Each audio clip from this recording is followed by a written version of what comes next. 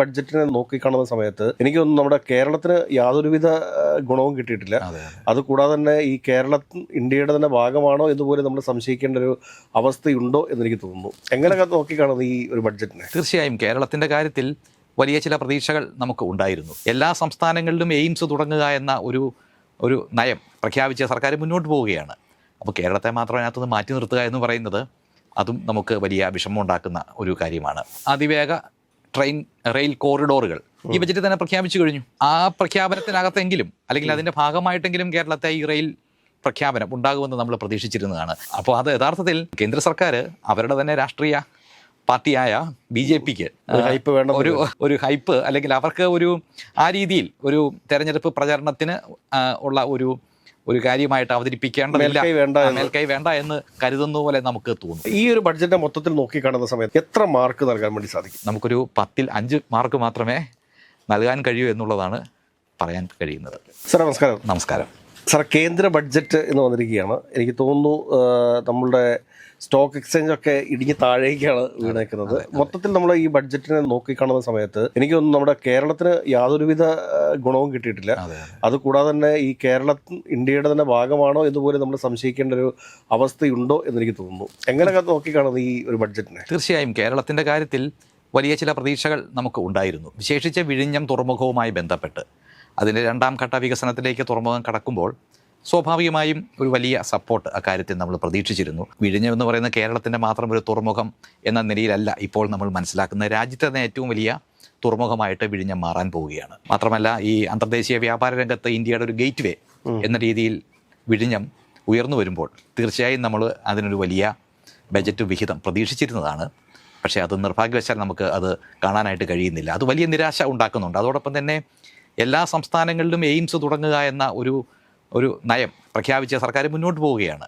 അപ്പോൾ കേരളത്തെ മാത്രം അതിനകത്തുനിന്ന് മാറ്റി നിർത്തുക എന്ന് പറയുന്നത് അതും നമുക്ക് വലിയ വിഷമം ഉണ്ടാക്കുന്ന ഒരു കാര്യമാണ്. മാത്രമല്ല ഇപ്പോൾ ആരോഗ്യരംഗത്ത് ഏറ്റവും വലിയ നേട്ടങ്ങൾ കൈവരിക്കുന്ന ഒരു സംസ്ഥാനമാണല്ലോ കേരളം. അപ്പം മികച്ച ആരോഗ്യ രംഗത്ത് പ്രവർത്തിക്കുന്ന വിദ്യാർത്ഥികളുള്ള ഒരു സംസ്ഥാനത്ത് അതിൻ്റെ ഗവേഷണവും മറ്റും നമുക്ക് ശക്തമായി മുന്നോട്ട് കൊണ്ടുപോകേണ്ടതായിരുന്നു. എയിംസിൻ്റെ കാര്യത്തിൽ ഒരു പ്രഖ്യാപനവും ഇതിനകത്ത് കാണാൻ കഴിഞ്ഞില്ല എന്നുള്ളതും നമുക്ക് ഒരു നിരാശ ഉണ്ടാക്കുന്ന വസ്തുതയാണ്. വിഴിഞ്ഞം പദ്ധതിയെക്കുറിച്ച് നമ്മൾ സംസാരിക്കുന്ന സമയത്ത് വിഴിഞ്ഞവുമായി ബന്ധപ്പെട്ടിട്ട് ട്രാഫിക്, അതായത് ലോജിസ്റ്റിക്സിൻ്റെ ട്രാഫിക്കിന് വേണ്ടി ഒരുപാട് റോഡുകളുടെ നിർമ്മിതി നടത്തേണ്ടതുണ്ട്. അതോടൊപ്പം തന്നെ റെയിൽവേ ട്രാക്കുകളുടെ പണി നടത്തേണ്ടതുണ്ട്. അതൊക്കെ ഒരുപക്ഷെ കേന്ദ്ര സർക്കാരിൻ്റെ ഒരു നിസ്സഹകരണം മൂലം വൈകാൻ സാധ്യതയില്ല. തീർച്ചയായും അക്കാര്യത്തിൽ യഥാർത്ഥത്തിൽ ഇപ്പം നമ്മൾ വല്ലാർപാടം തുറമുഖം വന്ന സമയത്ത് നമ്മൾ കണ്ടതാണ്. ആ സമയത്ത് അങ്ങോട്ടുള്ള റെയിൽപാതയായാലും അങ്ങോട്ടുള്ള ഇപ്പോഴത്തെ നമ്മുടെ ഈ കണ്ടെയ്നർ റോഡ് 4 വരി കണ്ടെയ്നർ റോഡായാലും ഒക്കെ തന്നെ വലിയ രീതിയിലുള്ള ഒരു കേന്ദ്ര സഹായം അക്കാര്യത്തിൽ നമുക്ക് ലഭിച്ചിരുന്നു. അപ്പോൾ അത് യഥാർത്ഥത്തിൽ ഈ കാര്യത്തിൽ വിഴിഞ്ഞത്ത് ഉണ്ടാവേണ്ടതാണ്. എങ്കിൽ മാത്രമേ വളരെ പെട്ടെന്ന് അതിൻ്റെ കണക്ടിവിറ്റി ഇപ്പോഴും ഒരു പ്രശ്നമായിട്ട് നിൽക്കുകയാണ്.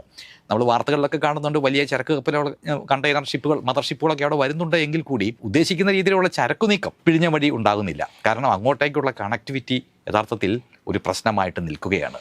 അപ്പോൾ അത് ഒരു പ്രതിസന്ധി തന്നെ. പ്രദേശവാസികളായിട്ടുള്ള ആളുകൾക്ക് എന്തെങ്കിലും ജോലിയൊക്കെ ലഭിക്കണമെന്നുണ്ടെങ്കിൽ അവിടെ വെയർ ഹൗസ് കാര്യങ്ങളൊക്കെ ആരംഭിക്കാൻ സാധിച്ചാൽ മാത്രമേ സാധിക്കത്തുള്ളൂ. ഇത് കൂടാതെ തന്നെ ഈ ബഡ്ജറ്റിൽ കേരളം പ്രതീക്ഷിച്ചിരുന്ന ഒരു കാര്യമാണ് അതിവേഗ ട്രെയിനുകൾക്കുള്ള ഒരു അനുമതി ലഭിക്കുമെന്ന് കരുതിയിരുന്നു. പക്ഷേ ഇന്ന് റെയിൽവേ മന്ത്രി പറഞ്ഞിരിക്കുന്നത് വെച്ചാൽ റെയിൽവേ ബഡ്ജറ്റ് വരാൻ വേണ്ടി പോകുന്നതേ ഉള്ളൂ എന്നൊക്കെ പറഞ്ഞിട്ടുണ്ട്. എങ്കിൽ തന്നെ നമുക്കത് അതിവേഗ ട്രെയിനുകൾ നമുക്ക് പ്രതീക്ഷിക്കാൻ പറ്റും. ഇപ്പോൾ മെട്രോമാൻ ശ്രീധരൻ സാറൊക്കെ ഓടി നടക്കുന്നുണ്ട്. പക്ഷെ എന്തായിരിക്കും അവസാനം? അതും നമുക്കൊരു നിരാശ ഉണ്ടാക്കിയ ഒരു കാര്യമാണ്. ഇപ്പോൾ 8 അതിവേഗ റെയിൽ കോറിഡോറുകൾ ഈ ബജറ്റിൽ തന്നെ പ്രഖ്യാപിച്ചു കഴിഞ്ഞു. ആ പ്രഖ്യാപനത്തിനകത്തെങ്കിലും അല്ലെങ്കിൽ അതിൻ്റെ ഭാഗമായിട്ടെങ്കിലും കേരളത്തെ ഈ റെയിൽ പ്രഖ്യാപനം ഉണ്ടാകുമെന്ന് നമ്മൾ പ്രതീക്ഷിച്ചിരുന്നതാണ്. അപ്പോൾ അത് ഇനി അത് ഉടനെ അത്തരം ഒരു സഹായം ഉണ്ടാകുമെന്ന് നമുക്ക് കരുതാനായിട്ട് കഴിയില്ല എന്നാണ് മനസ്സിലാകുന്നത്. കാരണം കഴിഞ്ഞ വർഷമാണെങ്കിലത്തെ ബഡ്ജറ്റിൽ ബീഹാറിനൊക്കെ പ്രത്യേക പാക്കേജ് തന്നെ അനുവദിച്ചിരുന്നു. കാരണം വെച്ചാൽ അത് ഇലക്ഷന് തൊട്ട് മുമ്പുള്ള ബഡ്ജറ്റ് ആയതുകൊണ്ട് തന്നെ. പക്ഷെ കേരളത്തിൽ ഇപ്രാവശ്യം ഇലക്ഷൻ നടക്കാൻ പോകുകയാണ് എന്നറിഞ്ഞിട്ട് പോലും യാതൊന്നും ഉൾപ്പെടുത്താതെ വരുമ്പോൾ അത് കേരളത്തോട് എന്തോ ഒരു പ്രത്യേക വൈരാഗ്യം കേന്ദ്ര സർക്കാരിനുണ്ട് എന്ന് കരുതേണ്ടി വരുമോ? അങ്ങനെ കരുതുന്നതിലും നല്ലത് എനിക്ക് തോന്നുന്നു ഇപ്പോൾ കേന്ദ്ര സർക്കാരിൻ്റെ ഒരു പ്രഖ്യാപനം വരുമ്പോൾ സ്വാഭാവികമായും അതിൻ്റെ ഒരു രാഷ്ട്രീയ നേട്ടം ഒരുപക്ഷെ BJPക്ക് ആയിരിക്കുമല്ലോ കൂടുതൽ അവകാശപ്പെടാൻ കഴിയുക. അപ്പോൾ അത് യഥാർത്ഥത്തിൽ കേന്ദ്ര സർക്കാർ അവരുടെ തന്നെ രാഷ്ട്രീയ പാർട്ടിയായ BJPക്ക് ഒരു ഹൈപ്പ് അല്ലെങ്കിൽ അവർക്ക് ആ രീതിയിൽ ഒരു തെരഞ്ഞെടുപ്പ് പ്രചരണത്തിന് ഉള്ള ഒരു കാര്യമായിട്ട് അവതരിപ്പിക്കേണ്ടതില്ല, മേൽക്കൈ വേണ്ട എന്ന് കരുതുന്ന പോലെ നമുക്ക് തോന്നും. മൊത്തത്തിൽ നമ്മൾ ഈ ബഡ്ജറ്റ് നോക്കിക്കാണുന്ന സമയത്ത് ഇന്ത്യയുടെ സാമ്പത്തിക അവസ്ഥയെ ഏത് രീതിയിലാണ് ഈ ബഡ്ജറ്റ് സ്വാധീനിക്കാൻ വേണ്ടി പോകുന്നത്? അത് നമ്മൾ വളരെ സൂക്ഷ്മമായിട്ട് തന്നെ വിലയിരുത്തേണ്ടതുണ്ട്. ഇന്നിപ്പം ഈ ബഡ്ജറ്റ് പ്രസംഗത്തിന് ശേഷം ദേശീയ ചാനലുകളിലെല്ലാം നടന്ന ചർച്ചയൊക്കെ കാണുമ്പം അതിനകത്തൊക്കെ എല്ലാവരും അമ്പരപ്പോടെ ചോദിക്കുന്നൊരു ചോദ്യം, നിരവധി പ്രഖ്യാപനങ്ങളുണ്ട്. ഈ 15ാമത്തെ ഖണ്ഡിക മുതൽ 90ാമത്തെ ഖണ്ഡിക വരെ നീണ്ടു നിൽക്കുന്ന വലിയ കരഘോഷം സൃഷ്ടിക്കുന്ന പ്രഖ്യാപനങ്ങളാണ് ധനമന്ത്രി നടത്തിയത്. അപ്പോൾ ഏതാണ്ട് 76ഓളം പ്രഖ്യാപനങ്ങളുണ്ട്. ഇതിൻ്റെ എല്ലാം ആകെ തുകയായിട്ട് സമ്പദ് വ്യവസ്ഥയിൽ എന്ത് സംഭവിക്കും? ചാനലുകളിലൊക്കെ ഇരുന്ന് ഇംഗ്ലീഷ് മാധ്യമങ്ങളുടെ ചാനലുകളിലൊക്കെ ഇതെല്ലാം അവസാനം എന്ത് സംഭവിക്കും എന്നിങ്ങനെ ആൾക്കാർ ഇങ്ങനെ സംശയം ഉന്നയിക്കുന്ന ഒരു ചിത്രം നമ്മൾ കണ്ടു. അപ്പോൾ അത് നമ്മൾ യഥാർത്ഥത്തിൽ സൂക്ഷ്മമായി മനസ്സിലാക്കേണ്ടതുണ്ട്. അത് മനസ്സിലാക്കാനായിട്ട് ഈ ബജറ്റ് സൃഷ്ടിക്കുന്ന ഒരു മാക്രോ ഇക്കണോമിക് ഇമ്പാക്റ്റ്, സമ്പദ് വ്യവസ്ഥയിൽ ഉണ്ടാകാൻ പോകുന്ന ഒരു പ്രഭാവത്തിൻ്റെ ആകത്തുക, അല്ലെങ്കിൽ ഈ പ്രഖ്യാപനങ്ങളുടെ ആകത്തുകയായി എന്ത് മാറ്റം ഉണ്ടാകും, അതാണല്ലോ നമുക്ക് അറിയേണ്ടത്. ഒരു സാധാരണ വ്യക്തിയെ സംബന്ധിച്ചും സാധാരണ ജനത്തിനും അറിയേണ്ടത് അതാണ്. അപ്പോൾ അത് നമ്മൾ നോക്കുമ്പോൾ അത് നോക്കുന്നത് മൊത്തം എത്ര ചെലവ് ചെയ്യലാണ് സർക്കാർ നടത്താനായിട്ട് ഉദ്ദേശിക്കുന്നത് എന്നതിൻ്റെ അടിസ്ഥാനത്തിലാണ് നമുക്കത് വിലയിരുത്താനായിട്ട് കഴിയുന്നത്. അപ്പോൾ ആ വിലയിരുത്തൽ നമ്മൾ നോക്കുമ്പം സർക്കാർ മൊത്തം നടത്തുന്ന ചെലവ് ചെയ്യലെന്ന് പറയുന്നത് 53,40,000 കോടി രൂപയുടെ ചെലവ് ചെയ്യൽ സമ്പദ് വ്യവസ്ഥയിൽ നടത്തുമെന്നാണ് പറയുന്നത്. യഥാർത്ഥത്തിൽ ഇത് കഴിഞ്ഞ ബജറ്റിൽ 50,40,000 കോടി രൂപയുടെ ചെലവ് ചെയ്യൽ നടത്തുമെന്ന് പറഞ്ഞതാണ്. അപ്പോൾ നമ്മളിപ്പോൾ എടുത്ത് അതിൻ്റെ പുതുക്കിയ കണക്കുകൾ എടുത്ത് നോക്കുമ്പം 1,00,000 കോടി രൂപയുടെ ചെലവ് ചെയ്യൽ കുറഞ്ഞിരിക്കുകയാണ്. 49,40,000 കോടി രൂപയുടെ ചെലവ് ചെയ്യൽ മാത്രമേ നടത്തിയിട്ടുള്ളൂ. 50.6 ലക്ഷം കോടി രൂപയുടെ ചെലവ് ചെയ്യൽ നടത്തുമെന്ന് പറഞ്ഞിരുന്നത്. അപ്പോൾ ഇപ്പം പറയുന്ന സർക്കാർ പറയുന്നത് 53,40,000 കോടി രൂപയുടെ ചെലവ് ചെയ്യൽ നടത്തും. അപ്പോൾ ഇത് നമുക്ക് അതൊരു വലിയ തുകയാണ്. അതിനെ നമ്മൾ GDPയുടെ അനുപാതവുമായിട്ടൊന്ന് താരതമ്യം ചെയ്യുമ്പോഴാണ് യഥാർത്ഥത്തിൽ എന്താണ് സംഭവിക്കുന്നതെന്ന് അറിയുന്നത്. അത് GDPയുടെ അനുപാതവും വെച്ച് നമ്മൾ താരതമ്യം ചെയ്യുമ്പോൾ 13.61%, അതായത് GDPയുടെ വലുപ്പം എത്രയാണോ അതിൻ്റെ 13.61 അനുപാതം മാത്രമേ ഈ ചെലവ് ചെയ്യൽ വഴി നമുക്ക് കാണാനായിട്ട് കഴിയുന്നുള്ളൂ. എന്ന് പറഞ്ഞാൽ സമ്പദ് വ്യവസ്ഥയിൽ ഉണ്ടാകുന്ന മൊത്തം പ്രഭാവം ഇതുമായി ബന്ധപ്പെട്ടാണ് ഇരിക്കുന്നത്. ഇതിനെയാണ് ഈ മാക്രോ ഇക്കണോമിക് ഇമ്പാക്റ്റ് എന്ന രീതിയിൽ നമ്മൾ മനസ്സിലാക്കുന്ന ഇതിനെയാണ്. എന്ന് പറഞ്ഞാൽ മാക്രോ ഇക്കണോമിക് ഇമ്പാക്റ്റ് എന്ന് പറഞ്ഞാൽ ഈ ചെലവ് ചെയ്യലിൻ്റെ ഫലമായി വലിയ മാറ്റം ഉണ്ടാകും. ആ മാറ്റമാണ് ഈ ഇമ്പാക്റ്റ് എന്ന് പറയുന്നത്. പക്ഷേ ആ ഇമ്പാക്റ്റിൻ്റെ ശക്തി സ്രോതസ് എന്ന് പറയുന്നത് ഈ തുകയാണ്. ഈ 53,40,000 കോടി രൂപയാണ് ആ മാറ്റം ഉണ്ടാക്കാൻ പോകുന്നതിൻ്റെ ശക്തി സ്രോതസ്. പക്ഷേ അത് 13.6% മാത്രമേ ഉള്ളൂ. കഴിഞ്ഞ വർഷം അതിലും കൂടുതലായിരുന്നു. കഴിഞ്ഞ വർഷം ബജറ്റിൽ പ്രതീക്ഷിച്ചിരുന്നത് 14.19%. ഈ അനുപാതം 14.19 പക്ഷേ നടപ്പ് വർഷം അതിൻ്റെ പുതുക്കിയ കണക്കുകൾ വരുമ്പോൾ അത് 13.9 കുറയുന്നു, വീണ്ടും കുറയുകയാണ്. അപ്പം അടുത്ത വർഷത്തേക്ക് ബജറ്റ് ചെയ്യുന്നത് 13.61. അപ്പോൾ ഉണ്ടാകാൻ പോകുന്ന ഈ മുഴുവൻ പ്രഖ്യാപനങ്ങളുടെയും ആകത്തുകയായി സംഭവിക്കാൻ പോകുന്ന മാക്രോ ഇക്കണോമിക് ഇമ്പാക്റ്റിൻ്റെ ശക്തി സ്രോതസ് എന്ന് പറയുന്നത് ഇത്ര മാത്രമേ ഉള്ളൂ. അപ്പോൾ പൊതുവെ ആൾക്കാർ ഇതിനെ ഒരു 2 രീതിയിൽ വിലയിരുത്താറുണ്ട്. ഇതൊരു അനുപാതമല്ലേ? ഈ അനുപാതം എന്ന് പറയുന്നത് സർക്കാരിൻ്റെ വലുപ്പത്തെ സൂചിപ്പിക്കുന്നതാണ്, സൈസ് ഓഫ് ദ ഗവൺമെൻറ്. പക്ഷേ അത് ഒരു മുഖ്യധാര വിലയിരുത്തൽ അങ്ങനെയുണ്ട്. പക്ഷേ ആ മുഖ്യധാര വിലയിരുത്തലിനപ്പുറത്ത് സാമ്പത്തിക ശാസ്ത്രത്തിൻ്റെ ഉൾക്കാഴ്ച നിറഞ്ഞൊരു വിലയിരുത്തലുണ്ട്. ആ ഉൾക്കാഴ്ച നിറഞ്ഞ വിലയിരുത്തൽ എന്ന് പറയുന്നത് ബജറ്റ് സൃഷ്ടിക്കാൻ പോകുന്ന അന്തിമ പ്രഭാവത്തിൻ്റെ ശക്തി സ്രോതസ് എന്ന രീതിയിലാണ് അതിൻ്റെ ഉൾക്കാഴ്ച നിറഞ്ഞ വിലയിരുത്തൽ എന്ന് പറയുന്നത്. അങ്ങനെ നമ്മൾ നോക്കുമ്പം വളരെ കുറവാണിത്.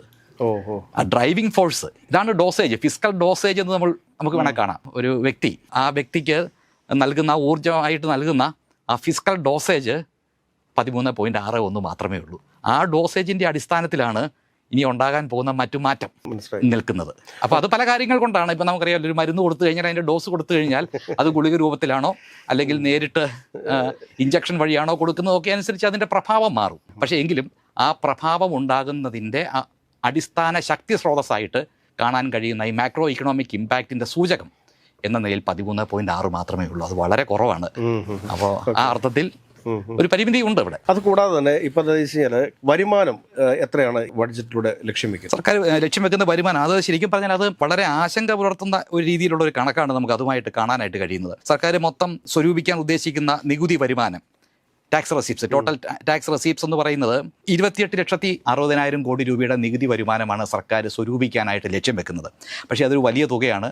നമുക്കതൊരു GDPയുടെ അനുപാതത്തിൻ്റെ അടിസ്ഥാനത്തിൽ അതിനെ പരിവർത്തിപ്പിച്ചാൽ മാത്രമേ മനസ്സിലാക്കാനായിട്ട് കഴിയൂ. അങ്ങനെ നോക്കുമ്പം 7.29%, GDPയുടെ 7.29% നികുതി വരുമാനമായി സർക്കാർ സ്വരൂപിക്കപ്പെടുമെന്ന് വിചാരിക്കുന്നത്. പക്ഷേ അത് മുൻകാലങ്ങളിലെ കണക്കുമായിട്ട് നോക്കുമ്പോൾ കുറയുകയാണ്.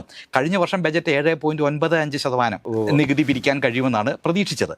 അപ്പോൾ ആ പ്രതീക്ഷ ഈ നടപ്പ് വർഷത്തിൽ അത് 7.44% മാത്രമേ ഉള്ളൂ. അപ്പോൾ അത് പിന്നെയും വർദ്ധിപ്പിക്കാനല്ല ശ്രമം, അത് പിന്നെയും കുറയുകയാണ്. അത് 7.29% കുറയുകയാണ്. ഈ ചോദ്യത്തിൻ്റെ ഒപ്പം വളരെ നമുക്ക് ശ്രദ്ധേയമായ മറ്റൊരു കാര്യം കൂടിയുണ്ട്. GST വരുമാനം. GST ആണല്ലോ സർക്കാരിൻ്റെ ഒരു പ്രധാനപ്പെട്ട വരുമാനങ്ങളിലൊന്ന്. നമ്മൾ GSTയുമായി ബന്ധപ്പെട്ട ഒരു ചർച്ച നമ്മൾ നടത്തിയിരുന്നു. ഈ ഇടയ്ക്ക് GSTയുടെ റേറ്റുകളൊക്കെ ലളിതവൽക്കരിച്ച്, അങ്ങനെ ലളിതവൽക്കരിച്ച് കഴിയുമ്പോൾ കൂടുതൽ GST വരുമാനം ലഭിക്കുമെന്നാണല്ലോ സർക്കാർ പ്രതീക്ഷിക്കുകയും പ്രചരിപ്പിക്കുകയും ചെയ്തത്. അപ്പം GSTയുടെ കണക്ക് നമുക്കിപ്പോൾ ലഭ്യമാണ്. ആ GSTയുടെ കണക്കെടുത്ത് നോക്കുമ്പോൾ കഴിഞ്ഞ വർഷം പ്രതീക്ഷിച്ചത് 3.31% GST ആണ് പ്രതീക്ഷിച്ചത്. നടപ്പ് വർഷത്തിൽ പക്ഷേ 2.94% GST മാത്രമേ നമുക്ക് ലഭിച്ചുള്ളൂ. കുറവാണ് വന്നിരിക്കുന്നത്. അപ്പോൾ ഈ നവംബർ മാസം GST നിരക്കുകൾ ലളിതവൽക്കരിച്ച് അതിൻ്റെ സ്ലാബുകളൊക്കെ ലളിതവൽക്കരിച്ച് കഴിഞ്ഞതിന് ശേഷവും GST വരുമാനത്തിൽ വർധനവുണ്ടായില്ല. അപ്പോൾ ആ സമയത്ത് നമ്മൾ ചർച്ചയ്ക്കകത്ത് പറഞ്ഞിരുന്നു, ഇത് കമ്പനികൾക്ക് ലാഭം കിട്ടിയേക്കാം എന്നതിനപ്പുറത്തേക്ക് ഒരു വലിയ മാറ്റം ഇത് ഉണ്ടാക്കാൻ സാധ്യതയില്ല എന്ന് നമ്മൾ പലതിനും വില കൂടുകയാണ് ചെയ്തത്. പലതിനും വില കൂടുകയും ചെയ്തു. എന്നാൽ കമ്പനികൾക്ക്, ഈ ഉൽപ്പാദകർക്ക് ഈ നികുതി നിരക്ക് കുറഞ്ഞതിന്റെ ഫലമായി അവർ ചില ക്രമീകരണങ്ങളൊക്കെ അതിന്റെ ഭാഗമായിട്ട് നടത്തും. അവരെ സംബന്ധിച്ച് ലാഭം വർദ്ധിച്ചു. അപ്പോൾ യഥാർത്ഥത്തിൽ GSTയുടെ നിരക്ക് ലളിതവൽക്കരിച്ചതോടുകൂടി GSTയുടെ വരുമാനം തന്നെ കുറയുന്നൊരു ചിത്രമാണ് നമുക്ക് കാണാൻ കഴിയുന്നത്. അടുത്ത വർഷത്തേക്ക് ഇനി സർക്കാർ പ്രതീക്ഷിക്കുന്നത് GDPയുടെ 2.61% GST മാത്രമേ കിട്ടുകയുള്ളൂ. അതിലും കുറവാണ്. അപ്പം GST വരുമാനം കുത്തനെ കുറയുന്ന ചിത്രമാണ് ഈ ബജറ്റ് മുന്നോട്ട് വെക്കുന്നത്. അപ്പോൾ ഇതിനോട് കൂട്ടിച്ചേർക്കേണ്ട വേറൊരു കാര്യമുണ്ട്. കോർപ്പറേറ്റ് വരുമാനം, കോർപ്പറേറ്റ് ടാക്സ്, കമ്പനി നികുതി. കമ്പനി നികുതിയുടെ കാര്യത്തിൽ എന്നാൽ ഒരു വർധനവ് നമ്മൾ കാണുന്നുണ്ട്. കമ്പനി നികുതിയുടെ കാര്യത്തിൽ കഴിഞ്ഞ ബജറ്റ് പ്രതീക്ഷിച്ചത് സമ്പദ് വ്യവസ്ഥയുടെ 3.03% കമ്പനി നികുതി കിട്ടുമെന്നാണ് വിചാരിച്ചത്. അതിലൊരു വർധനവുണ്ട്. 3.11 എന്ന രീതിയിൽ കമ്പനി നികുതി നേരിയ വർധനമുണ്ട്. അപ്പോൾ അത് നമ്മൾ നേരത്തെ പറഞ്ഞതുമായിട്ട് പൊരുത്തപ്പെട്ട് പോകുന്നതാണ്. GSTയുടെ നിരക്കുകൾ ലളിതവൽക്കരിക്കുമ്പോൾ ഉൽപ്പാദകർക്ക്, കമ്പനികൾക്ക് അവരുടെ ലാഭം വർദ്ധിക്കുമ്പോൾ സ്വാഭാവികമായും അതിൻ്റെ മുകളിലുള്ള നികുതിയിലും ഒരു വർധനവുണ്ടാകും. അത് അടുത്ത വർഷവും അല്പം വർദ്ധിക്കുന്നതായിട്ടാണ്. നേരിയ രീതിയിൽ 3.13% കോർപ്പറേറ്റ് ടാക്സ് ഒരു വർധനവ് കാണുന്നുണ്ട്. GSTയുടെ കാര്യത്തിൽ കേന്ദ്ര സർക്കാരിനെ സംബന്ധിച്ച് വരുമാനം കുറയുന്നു. നിരക്കൊക്കെ ലളിതവൽക്കരിക്കുമ്പോഴും ആ വരുമാനം കൂടുന്നില്ല. പക്ഷേ കമ്പനികളുടെ ലാഭം വർദ്ധിക്കുന്നതിൻ്റെ ഫലമായി എന്ന് വേണം മനസ്സിലാക്കാൻ, കോർപ്പറേറ്റ് നികുതി വരുമാനം വർദ്ധിക്കുന്നുണ്ട്. അപ്പോൾ ഇതാണ് ഈ നികുതി വരുമാനവുമായിട്ട് ബന്ധപ്പെട്ട് നമുക്ക് കാണാൻ കഴിയുന്ന. ബാക്കി ടോട്ടൽ എത്ര? 57 ലക്ഷം കോടി എന്ന് പറയുമ്പോഴത്തേക്ക് ബാക്കി അല്ല, മൊത്തം നികുതി വരുമാനം എന്ന് പറയുന്നത് 28,40,000 കോടിയാണ്. അപ്പോൾ കഴിഞ്ഞ ബജറ്റിൽ പ്രതീക്ഷിച്ചത് 28,30,000 കോടിയാണ് പ്രതീക്ഷിച്ചത്. കിട്ടിയത് 26,70,000 കോടി. 2 ലക്ഷം കോടി കുറഞ്ഞു. എന്നിട്ട് അടുത്ത വർഷത്തേക്ക് പ്രതീക്ഷിക്കുന്നത് കഴിഞ്ഞ വർഷം പ്രതീക്ഷിച്ചതിനേക്കാളും കുറഞ്ഞ നികുതി വരുമാനമാണ് അടുത്ത വർഷത്തേക്കും പ്രതീക്ഷിക്കുന്നത്. GST പരിഷ്കാരം കൊണ്ട് വലിയ നേട്ടം ഉണ്ടായില്ല, കോട്ടമാണ് സംഭവിച്ചിരിക്കുന്നത്. അതുകൊണ്ട് മാത്രമാണോ എന്നറിയത്തില്ല. പക്ഷേ എങ്കിൽ കൂടി ഈ നിരക്ക് പരിഷ്കരിക്കുമ്പോൾ, ലളിതവൽക്കരിക്കുമ്പോൾ വരുമാനം കൂടണമല്ലോ. അപ്പോൾ അത് സംഭവിച്ചിട്ടില്ല. മാത്രമല്ല സമ്പദ് വ്യവസ്ഥ ഏതാണ്ട് 10% വളരുന്നു എന്നുള്ളതാണ് കണക്ക്. അപ്പോൾ സമ്പദ് വ്യവസ്ഥയിൽ 10% വളർച്ചയുണ്ടായിട്ടും നികുതി വരുമാനത്തിൽ ചെറിയ വർധനവ് പോലും ഉണ്ടാകുന്നില്ല. മറിച്ച് നികുതി വരുമാനം കുറയുകയാണ്. അപ്പോൾ അത് യഥാർത്ഥത്തിൽ സാധാരണക്കാർക്കും ഇടത്തരക്കാർക്കും ഒക്കെ അത് ഒട്ടും പ്രതീക്ഷ നൽകുന്ന ഒരു കാര്യമല്ല. കാരണം സർക്കാരിൻ്റെ വരുമാനം കൂടുമ്പോഴാണ് സർക്കാരിന് കൂടുതൽ ചെലവ് ചെയ്യാൻ കഴിയുക.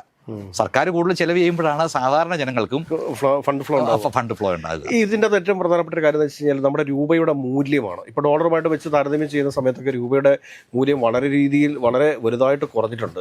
അപ്പോൾ ഇതിനൊക്കെ ഒരു പരിഹാര നിർദ്ദേശങ്ങളൊന്നും ബഡ്ജറ്റിൽ കാണാനില്ല. അത് ഒരു വളരെ പ്രധാനപ്പെട്ട കാര്യമാണ്. അത് യഥാർത്ഥത്തിൽ ആ രൂപയുടെ മൂല്യം കുറയുന്നതിന് മറ്റു ചില കാരണങ്ങൾ കൂടിയുണ്ട്. എങ്കിലും ഇപ്പോൾ സിബി ചോദിച്ചതുപോലെ മൂലധന വിപണിയിൽ ഒരു വലിയ ചലനം സംഭവിക്കുന്ന ഒരു സമയമാണ്. മൂലധന വിപണിയിൽ നിന്ന് വലിയ രീതിയിലാണ് പണം പുറത്തേക്ക് ഒഴുകുന്നത്. ജനുവരി മാസം ഏതാണ്ട് 35,000 കോടി രൂപയുടെ മൂലധന നിക്ഷേപം നമ്മുടെ ഇന്ത്യൻ ക്യാപിറ്റൽ മാർക്കറ്റിൽ നിന്ന് പുറത്തേക്ക് ഒഴുകി എന്നുള്ളതാണ് കണക്ക്. അത് കഴിഞ്ഞ വർഷം ഏതാണ്ട് 1,66,000 കോടി രൂപയുടെ വിദേശ നിക്ഷേപം ഇന്ത്യൻ കമ്പോളത്തിൽ നിന്ന് പുറത്തേക്ക് ഒഴുകി. അപ്പോൾ അങ്ങനെ ഈ പണം പുറത്തേക്ക് ഒഴുകുന്നതിൻ്റെ ഫലമായിട്ട് കൂടിയാണ് രൂപയുടെ മൂല്യം കുറയുന്നത്. കാരണം പുറത്തേക്ക് പോകാന്ന് പറഞ്ഞാൽ ഡോളറായിട്ടാണ് പുറത്തേക്ക് പോകുന്നത്. ഇങ്ങോട്ട് വരുമ്പോൾ ഡോളർ നമ്മുടെ രാജ്യത്തേക്ക് വരുമ്പോൾ ഡോളറിന്റെ വില മൂല്യം കൂടും. നമ്മുടെ വിദേശ നിക്ഷേപങ്ങളുടെ ഒരു അനുപാതം എങ്ങനെയാണോ അത് പറയുന്നത്? അല്ല, ഞാൻ ഇത് ബാക്കിയും കൂടെ ഉണ്ട്.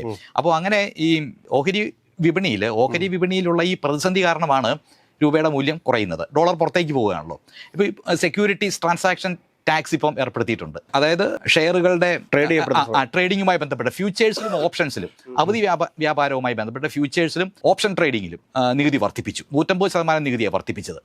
ആ 150% സെക്യൂരിറ്റീസ് ട്രാൻസാക്ഷൻ ടാക്സ് ഏർപ്പെടുത്തിയതോടുകൂടിയാണ് ഒറ്റയടിക്ക് കുത്തനെ ഈ മുംബൈ സൂചിക 1100 പോയിന്റ് കുറഞ്ഞത്. അപ്പൊ അത് ഒരിക്കലും ഈ മൂലധന വിപണിയെ സഹായിക്കുന്ന കാര്യമല്ല. അപ്പോൾ സ്വാഭാവികമായും മൂലധന വിപണിയിൽ നിന്ന് പിന്നെയും പണം പുറത്തേക്ക് ഒഴുകാനോ അല്ലെങ്കിൽ ഇതിന്റെ പ്രവർത്തനത്തിൽ ഒരു കുറവ് വരാനൊക്കെ സാധ്യതയുള്ളൂ. അങ്ങനെ വരുമ്പോൾ അത് രൂപയുടെ മൂല്യത്തെ ഒട്ടും ഭയങ്കരമായിട്ട് ദോഷകരമായി ബാധിക്കും. ഒട്ടും ഗുണം ചെയ്യുന്ന ഒരു ഇടപെടൽ അല്ല. പക്ഷേ ആ ചോദ്യത്തിന് ഉള്ള ഉത്തരം എന്ന രീതിയിൽ അപ്പോൾ മൂല്യം കുറയുന്ന, അനുദിനം മൂല്യം കുറയുന്ന ഇന്ത്യൻ രൂപയെ പിടിച്ചു നിർത്തുന്നതിന് ആവശ്യമായിട്ടുള്ള നടപടികളോ പ്രഖ്യാപനങ്ങളോ ഒന്നും ഈ ബഡ്ജറ്റിൽ ഇതുമായി ബന്ധപ്പെട്ട് നമുക്ക് മൊത്തത്തിൽ നോക്കുമ്പോഴത്തേക്ക് നമുക്ക് ഈ ഒരു ബഡ്ജറ്റിന് എത്ര മാർക്ക് കൊടുക്കാൻ വേണ്ടി സാധിക്കും? നമുക്ക് അത് നമ്മൾ പരിശോധിക്കുമ്പോൾ എങ്ങനെയാണ് ബഡ്ജറ്റിൽ ചെലവ് ചെയ്യൽ നടത്തുന്നത് എന്ന് നമുക്കൊന്ന് പരിശോധിക്കാതിരിക്കാൻ കഴിയില്ല. പ്രധാനമായിട്ടുള്ള മേഖലകൾ, ഇപ്പോൾ വിദ്യാഭ്യാസം ഒരു പ്രധാനപ്പെട്ട മേഖലയാണ്. ദേശീയ വിദ്യാഭ്യാസ നയം 2020 അവതരിപ്പിച്ചു. ഇപ്പോൾ 6 വർഷം പൂർത്തിയാകുകയാണ്. ഇപ്പോൾ ദേശീയ വിദ്യാഭ്യാസ നയത്തിൽ പറഞ്ഞിരിക്കുന്നത് 10 വർഷത്തിനകം സർക്കാർ എത്രയാണോ ചെലവ് ചെയ്യുന്നത് അതിൻ്റെ 20% തുക വിദ്യാഭ്യാസത്തിന് വേണ്ടി മാറ്റിവെക്കണമെന്നുള്ളതാണ് സർക്കാർ പറയുന്നത്. അത് GDPയുടെ അനുപാതത്തിൽ നോക്കിയാൽ 6% തുക നമുക്ക് മാറ്റിവെക്കണം.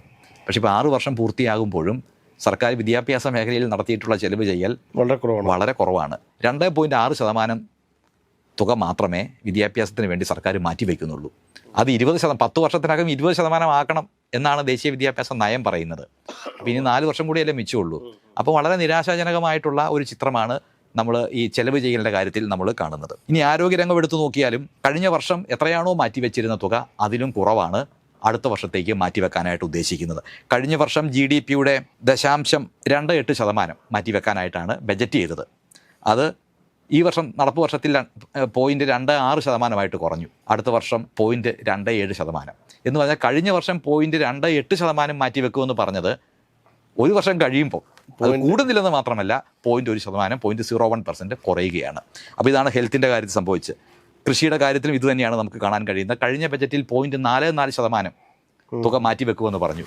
എന്നിട്ട് ചെലവഴിച്ചത് 0.43%. ആരോഗ്യരംഗത്ത് ഇതുപോലെ ഒരു കുറവ് വരുത്തുക എന്ന് പറഞ്ഞു കഴിഞ്ഞാൽ അതെ നികുതിദായകരോട് ചെയ്യുന്ന ഒരു ചതി കൂടിയല്ലേ? തീർച്ചയായും. വിദ്യാഭ്യാസ രംഗത്തും ആരോഗ്യ രംഗത്തും ഈ കാർഷിക രംഗത്തും ഒക്കെ തുക മാറ്റിവെക്കുന്നത് കുറച്ചു കഴിഞ്ഞാൽ അത് ഈ രാജ്യത്തോട് തന്നെ ചെയ്യുന്ന, രാജ്യം 20 വർഷം കൊണ്ട് വികസിത രാജ്യമാകുന്ന പറയുന്നു.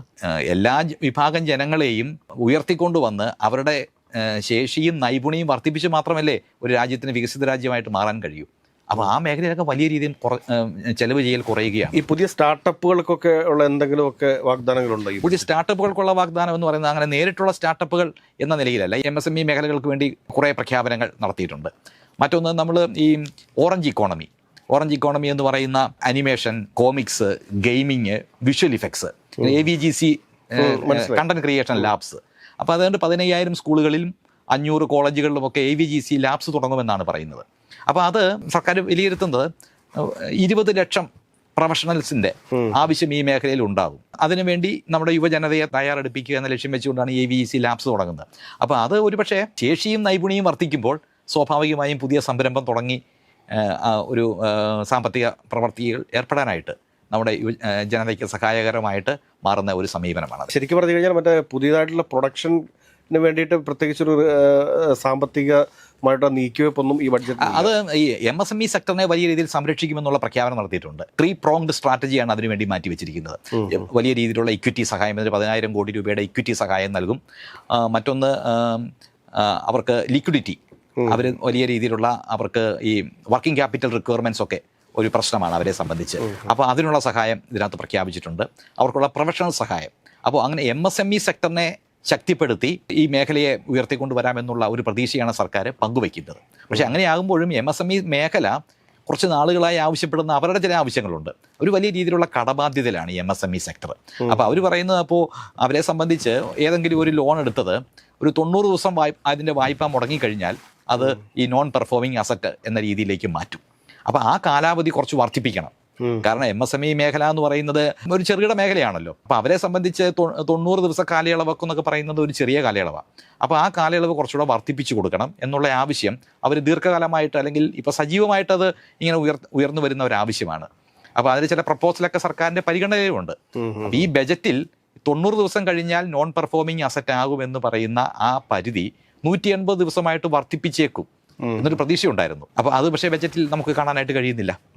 അപ്പോൾ MSME സെക്ടറിനെ ശക്തിപ്പെടുത്തുമെന്ന് ഒരു വശത്ത് പറയുമ്പോഴും അവരുടെ മേഖല ആവശ്യപ്പെടുന്ന പരിഷ്കാരങ്ങളോ പദ്ധതികളോ ഒന്നും ബജറ്റിൽ നമുക്ക് കാണാനും കഴിയുന്നില്ല. എനിക്കൊന്നും കേരളത്തിൽ മാത്രമാണോ ഇങ്ങനെ ഒരു അവഗണന നേരിടേണ്ടി വന്നിട്ടുള്ളത്? മറ്റ് സംസ്ഥാനങ്ങളുടെയൊക്കെ അവസ്ഥ എന്താണ്? മറ്റ് സംസ്ഥാനങ്ങളും യഥാർത്ഥത്തിൽ വലിയ പരാതി തന്നെയാണ് പറയുന്നത്. ഇപ്പോൾ നമ്മൾ ബംഗാളിൻ്റെ കാര്യത്തിലായാലും തമിഴ്നാടിൻ്റെ കാര്യത്തിലായാലും അവരൊക്കെ തന്നെ, ആ മുഖ്യമന്ത്രിമാരെല്ലാം തന്നെ പരാതി പറയുകയാണ്. അവരൊക്കെ പിന്നെ പ്രതിപക്ഷ നിരയിലുള്ള സംസ്ഥാനങ്ങളാണ്. നമുക്ക് നോക്കുമ്പോൾ അങ്ങനെ പ്രത്യേകിച്ച് ഇന്ത്യയിലെ ഒരു സംസ്ഥാനങ്ങൾക്കും കഴിഞ്ഞ മുൻ വർഷങ്ങളിലൊക്കെ ഒരു പാക്കേജ് ആയിരുന്നല്ലോ. ആന്ധ്ര പാക്കേജ് ഉണ്ടായിരുന്നു, ബീഹാർ പാക്കേജ് ഉണ്ടായിരുന്നു. അപ്പോൾ അവരെ സംബന്ധിച്ച് ആ സംസ്ഥാനങ്ങളൊക്കെ തെരഞ്ഞെടുപ്പിലേക്ക് പോവുകയാണ്. അപ്പോൾ അങ്ങനെ തെരഞ്ഞെടുപ്പിലേക്ക് പോകുന്ന മേജർ സംസ്ഥാനങ്ങളൊന്നും ഇല്ലാത്തതുകൊണ്ടായിരിക്കും അങ്ങനെ ഒരു സ്റ്റേറ്റ് സ്പെസിഫിക് ആയിട്ടുള്ള പദ്ധതികളൊന്നും നമുക്ക് കാണാൻ കഴിയാത്തത്. എന്നാൽ നോർത്ത് ഈസ്റ്റേൺ സ്റ്റേറ്റ്സിന് വേണ്ടി അവിടെ ഇലക്ഷനൊക്കെ ഉള്ളതുകൊണ്ട് ചില പ്രത്യേക പദ്ധതികൾ എന്ന നിലയിലല്ല, ചില പ്രത്യേക സവിശേഷ പ്രഖ്യാപനങ്ങൾ നമുക്ക് കാണാനായിട്ട് കഴിയും. നിംഹാൻസിന്റെ ഒരു സെന്റർ അവിടെ സ്ഥാപിക്കുമെന്നും അങ്ങനെ നിരവധി പ്രഖ്യാപനങ്ങൾ ഈ വടക്കു കിഴക്കൻ സംസ്ഥാനങ്ങളുമായി ബന്ധപ്പെട്ട് പ്രഖ്യാപിച്ചിട്ടുണ്ട്. പക്ഷേ അതൊരു പാക്കേജ് എന്ന രീതിയിൽ അല്ല, അവർക്കൊരു സവിശേഷ പരിഗണന എന്ന നിലയിൽ അത് അവിടെ പ്രഖ്യാപിച്ചിട്ടുണ്ട്. ഒരു സർക്കാരിൻ്റെ രണ്ടാം ബഡ്ജറ്റാണിത്. അതായത് മൂന്നാമത് മോഡി സർക്കാരിൻ്റെ രണ്ടാമത്തെ ബഡ്ജറ്റാണിത്. ഇത് രണ്ടാം വർഷത്തെ ബഡ്ജറ്റ് ആയതുകൊണ്ടാണോ ഇതുപോലെ ആർക്കും പ്രയോജനമില്ലാത്തൊരു ബഡ്ജറ്റ് വന്നത്? തീർച്ചയായും അതൊരു പ്രധാനപ്പെട്ട സംഗതിയാണ്. രണ്ടാം വർഷത്തെ ബഡ്ജറ്റാണ്. മാത്രമല്ല മേജർ സംസ്ഥാനങ്ങളൊന്നും തെരഞ്ഞെടുപ്പിലേക്ക് BJPക്ക് പ്രതീക്ഷയുള്ള, അല്ലെങ്കിൽ കേന്ദ്ര സർക്കാരിന് പ്രതീക്ഷയുള്ള, NDA മുന്നണിക്ക് പ്രതീക്ഷയുള്ള സംസ്ഥാനങ്ങളൊന്നും തെരഞ്ഞെടുപ്പിലേക്ക് വരുന്നില്ല. ഇപ്പോൾ കേരളം ആണെങ്കിലും തമിഴ്നാടായാലും വെസ്റ്റ് ബംഗാളായാലും അത് അവിടെ അവർ പിടിച്ചെടുക്കുമെന്നൊക്കെ ഇപ്പോൾ ബംഗാളിൻ്റെ കാര്യത്തിലും തമിഴ്നാടിൻ്റെ കാര്യത്തിലൊക്കെ പിടിച്ചെടുക്കുമെന്ന് പറയുന്നുണ്ടെങ്കിൽ കൂടി ഒരു കോൺഫിഡൻസ് ഇല്ല. അപ്പോൾ അതുകൊണ്ടായിരിക്കും ആ മേഖലകളിലൊന്നും ഈ സംസ്ഥാനങ്ങളുമായി ബന്ധപ്പെട്ടൊക്കെയല്ലേ തെരഞ്ഞെടുപ്പ് നടക്കുന്നത്. അതുകൊണ്ടായിരിക്കും അങ്ങനെ ഒരു പ്രഖ്യാപനം ബജറ്റിൽ നമുക്ക് കാണാൻ കഴിയാതെ വരും. ഈ ബഡ്ജറ്റ് കൊണ്ട് ഇന്ത്യയിൽ ഉണ്ടാകാൻ പോകുന്ന സാമ്പത്തിക വളർച്ച എന്തായിരിക്കും? സർക്കാർ പ്രതീക്ഷിക്കുന്ന വളർച്ച എന്ന് പറയുന്നത് 10%. 10% വളർച്ചയാണ് വരും വർഷത്തേക്ക് സർക്കാർ ബജറ്റിൽ പ്രതീക്ഷിക്കുന്നത്. ഈ വർഷമുണ്ടായ വളർച്ച 7.4%. പക്ഷേ 10% വളർച്ച എന്ന് പറയുമ്പോൾ അത് നോമിനൽ വളർച്ചയാണ്. അതിനകത്ത് പണപ്പെരുപ്പവും ഉൾപ്പെടും. അപ്പോൾ പണപ്പെരുപ്പം ഒഴിവാക്കി കഴിയുമ്പോഴാണ് നമുക്ക് യഥാർത്ഥത്തിലുള്ള വളർച്ചാ നിരക്ക് അറിയാനായിട്ട് കഴിയുന്നത്. നടപ്പ് വർഷം അത് 7.4%. അതാണ് റിയൽ ഗ്രോത്ത് റേറ്റ്. അപ്പോൾ നമുക്കറിയാം ഇപ്പോൾ ഈ വർഷം പണപ്പെരുപ്പത്തിൻ്റെ തോത് അഖിലേന്ത്യാ തലത്തിൽ വളരെ കുറവാണ്. 0.6% മാത്രമേ പണപ്പെരുപ്പമുള്ളൂ. അപ്പോൾ നോമിനൽ നിരക്കിലുള്ള വളർച്ചാ നിരക്ക് എന്ന് പറയുന്നത് റിയൽ ഗ്രോത്ത് റേറ്റ് പ്ലസ് ഇൻഫ്ലേഷനാണ്, പണപ്പെരുപ്പമാണ്. അപ്പോൾ റിയൽ ഗ്രോത്ത് റേറ്റ് 7.4%, അത് പ്ലസ് പണപ്പെരുപ്പം 0.6% എന്ന് പറയുമ്പോൾ നോമിനൽ വളർച്ചാ നിരക്ക് ഈ നടപ്പ് വർഷം 8%. ആ നോമിനൽ വളർച്ചാ നിരക്കാണ് അടുത്ത വർഷത്തേക്ക് 10%മായിട്ട് സർക്കാർ വിലയിരുത്തുന്നത്. കാരണം അടുത്ത വർഷത്തെ പണപ്പെരുപ്പം എന്തായിരിക്കുമെന്ന് ഇപ്പം പറയാൻ കഴിയില്ല. പക്ഷേ ഇവിടെ വേറൊരു കാര്യം, പണപ്പെരുപ്പം 0.6% ഉള്ളൂ എന്ന് പറയുമ്പോൾ ഇതൊക്കെ സൂക്ഷ്മമായി വിശകലനം ചെയ്യുന്ന സാമ്പത്തിക വിദഗ്ധന്മാർ വലിയ രീതിയിലുള്ള സംശയം ഉന്നയിച്ചിട്ടുണ്ട്. കാരണം ഒരു സാധാരണ വ്യക്തി സമൂഹത്തിൽ കമ്പോളത്തിലൊക്കെ ചെല്ലുമ്പം അനുഭവിക്കുന്ന വിലക്കയറ്റം ഇതൊന്നുമല്ല. വലിയ വിലക്കയറ്റം പല വസ്തുക്കളുടെ കാര്യത്തിലും വലിയ വിലക്കയറ്റം അനുഭവിക്കുന്നുണ്ട്. അപ്പോൾ ഇത് കണക്കിലുള്ള ചില വളരെ തന്ത്രപരമായിട്ടുള്ള ചില കണക്കുമായി ബന്ധപ്പെട്ടുണ്ട്. അതുകൊണ്ട് ഈ പണപ്പെരുപ്പത്തിൻ്റെ കണക്കുകൾ അങ്ങനെ വിശ്വസിക്കാൻ കഴിയില്ല. അതുകൊണ്ട് തന്നെ GDPയുടെ വിലയിരുത്തലും അത്ര വിശ്വാസയോഗ്യമല്ല എന്നുള്ളൊരു വിലയിരുത്തലുണ്ട്. അതുകൊണ്ടാണ് IMF ഇന്ത്യയുടെ GDP വിലയിരുത്തലിന് C ഗ്രേഡിലേക്ക് നമ്മളെ താഴ്ത്തിയത് അതിൻ്റെ അടിസ്ഥാനത്തിലാണ്. അപ്പോൾ അതുകൊണ്ട് ഈ വളർച്ചാ നിരക്ക് 10% എന്ന് പറയുമ്പോൾ അടുത്ത വർഷം അത് ഒരു കുറഞ്ഞ വളർച്ചാ നിരക്കായിട്ട് മാത്രമേ കാണാൻ കഴിയൂ.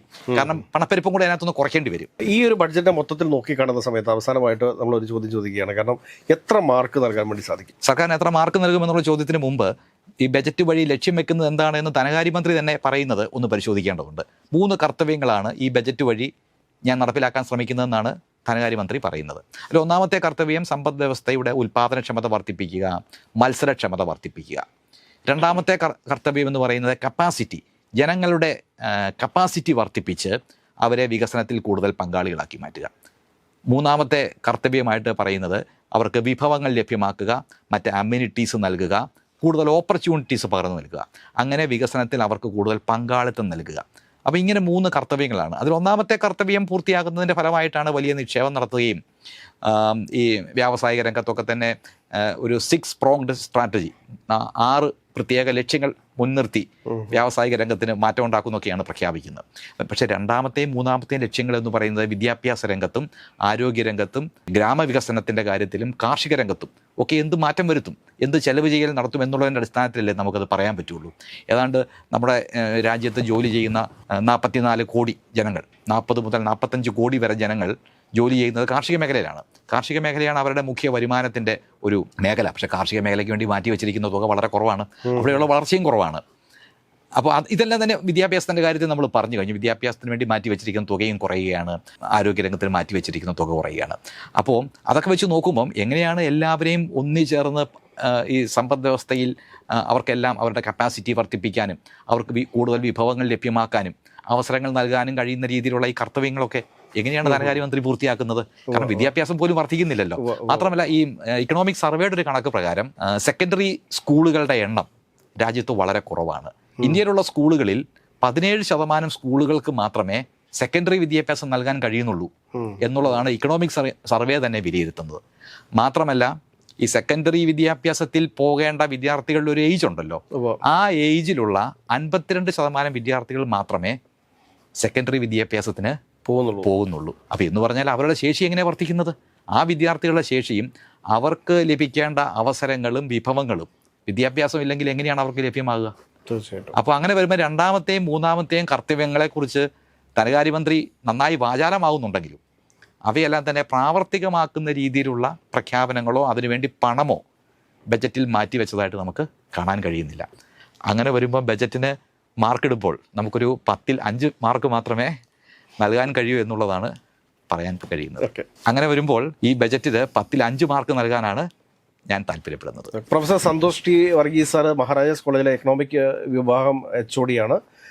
അങ്ങയുടെ വിലയേറിയ സമയം ഞങ്ങൾക്ക് വേണ്ടി ചെലവഴിച്ചതിന് ഒരുപാട് നന്ദി.